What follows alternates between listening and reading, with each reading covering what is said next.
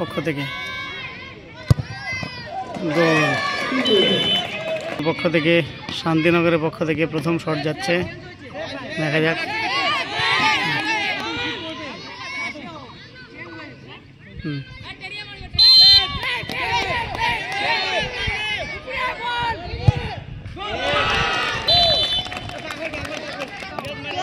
দ্বিতীয় শট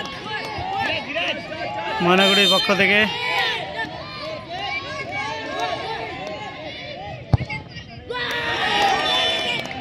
বলটি ধুলোর জন্য দেখাই গেল।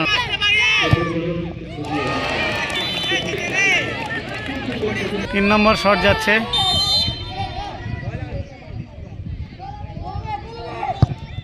সুন্দর সুন্দর।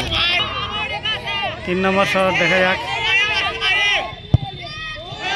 না গোল। 3-3।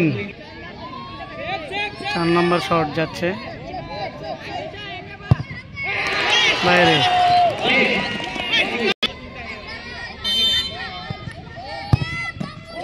গোল।